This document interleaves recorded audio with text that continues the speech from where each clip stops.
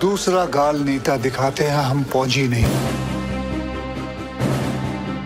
मित्रांनो नमस्कार, आपलं या चॅनलवर स्वागत आहे। आज रिव्ह्यू करूया एका देशभक्तीने ओतप्रोत भरलेल्या सिनेमाचा म्हणजेच स्काय फोर्सचा। चला तर जाणून घेऊया या चित्रपटाविषयी। या चित्रपटामध्ये मुख्य भूमिकेत आहे अक्षय कुमार, वीर पहारिया, सारा अली खान, निम्रत कौर आणि विश्वास ठेवा सगळ्यांनी खूप छान काम केलंय। अक्षय कुमारचा तर हा सर्वोत्तम अभिनयापैकी एक अभिनय असावा। चित्रपटाची कथा भारत पाकिस्तानच्या अघोषित युद्धाची आहे, जे पडद्यावर बघताना खरोखर रोमांच उभे राहतात। ॲक्शन सिक्वेन्स इतके उत्कंठावर्धक झाले आहेत की पडद्यावर आपली नजर खिळून राहते। VFXमधल्या किरकोळ चुका सोडल्या तर सगळ्या डिपार्टमेंटने आपापलं काम एकदम चोख केलं आहे। 1965चा जुना काळ डायरेक्टरने खूप छान पद्धतीने दाखवला आहे। चित्रपटाची कथा थोडक्यात अशी की अमेरिकेने पाकिस्तानला काही आधुनिक विमानं दिली आहेत आणि त्या गर्वात तो भारतावर हमला करतो।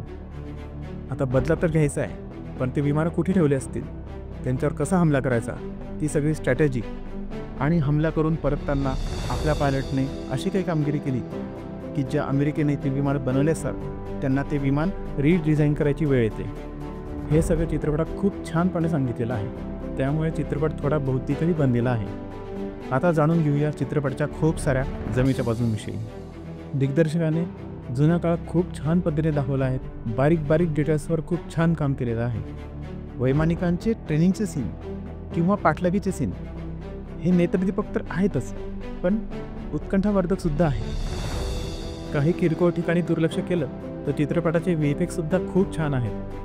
एखादी एअर स्ट्राईक कशी असावी किंवा हमला कसा असावा याचं मूर्तिमंत उदाहरण म्हणजे हा मूवी। यातले युद्धाचे प्रसंग अक्षरशः खरे वाटावे इतके छान जमवले आहेत। चित्रपटाच्या गाण्यांविषयी बोलायचं झालं तर माई आणि क्या मेरी याद आती है हे दोघी गाणी खूप छान झाली आहेत। हा चित्रपट माणसांच्या भावभावनांची देखील खूप छान पद्धतीने उकल करतो।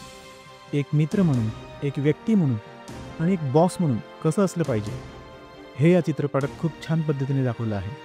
चित्रपटाचा सस्पेन्स देखील बऱ्यापैकी काम करतो आणि हा चित्रपट तुम्ही पूर्ण परिवारासोबत बघू शकता। ह्या चित्रपटात काही खटकणाऱ्या गोष्टी नाही आहेत, पण पूर्वी आपण फायटर किंवा तेजस किंवा भुज या चित्रपटामध्ये अशा प्रकारचे सीन बरेच वेळा बघितलेले आहेत, त्यामुळे रिपिटेटिव्ह झाल्यासारखं नक्कीच वाटतं। तरीही मी या चित्रपटाला नक्कीच रेकमेंड करेन आणि माझ्याकडून ह्या चित्रपटाला 10 पैकी 9 मार्क्स। व्हिडिओ आवडला असल्यास लाईक करा, शेअर करा, सबस्क्राईब करा। धन्यवाद।